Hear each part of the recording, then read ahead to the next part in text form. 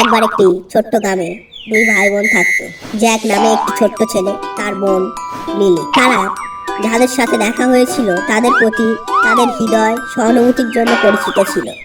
এক রৌদ্রজল দিনে যখন জ্যাক লিলি গ্রামের চতুর খেলছিল, তারা লক্ষ্য করেছিল এক কোণে একদল পানি জড়ো হয়ে আছে।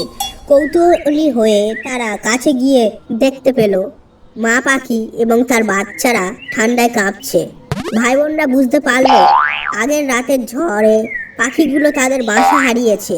দ্বিধা ছাড়াই জ্যাক এবং লিলি সাহায্য করার সিদ্ধান্ত নিয়েছে। তারা পাখিদের জন্য একটি নতুন বাসা তৈরি করার জন্য ডালপালা এবং পাতা সংগ্রহ করেছিল। তারা সাবধানে একটি আরামদায়ক বাড়ি তৈরি করেছিল, নিশ্চিত করেছিল যে এটি ভবিষ্যতে যে কোনো ঝড় থেকে পাখিদের রক্ষা করার জন্য যথেষ্ট শক্তিশালী ছিল। মা পাখি খুশিতে কিচিরমিচির করে তাদের বাচ্চাদের নিরাপদ এবং উষ্ণ দেখে। দিন অতিবাহিত হওয়ার সাথে সাথে জ্যাক এবং লিলি নিয়মিত পাখিদের সাথে দেখা করত, তাদের বীজ এবং জল আনত। তারা দেখেছিল যে বাচ্চারা শক্তিশালী হয়ে উঠেছে এবং উঠতে শিখেছিল।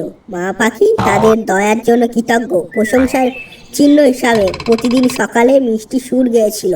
একদিন নদীর কাছে খেলার সময় জ্যাক একটি বিড়ালছানা জলে পড়ে যেতে দেখলো। সে কোনো চিন্তাভাবনা না করেই ঝাঁপিয়ে পড়ল। ভীত বিড়ালছানাটিকে উদ্ধার করলো, নিরাপদে নদীর তীরে নিয়ে এলো। লিলি বিড়ালছানাকে উষ্ণ রাখার জন্য স্কার্ফে মুড়েছিল। তাদের হৃদয় আচরণ অলক্ষিত যায় না। গ্রামটি জ্যাক এবং লিলির নিঃস্বার্থতা সাহায্যতার জন্য প্রশংসা করেছিল। তারা প্রত্যেকের জন্য অনুপ্রেরণা হয়ে ওঠে, যারা প্রয়োজনে সাহায্য করার গুরুত্ব শেখায় এবং দেখায় যে দয়ার ক্ষুদ্রতম কাজগুলি একটি বড় ঝড় পার্থক্য করতে পারে। সেই দিন থেকে জ্যাক এবং লিলি সেখানে দয়া ছড়াতে থাকেন।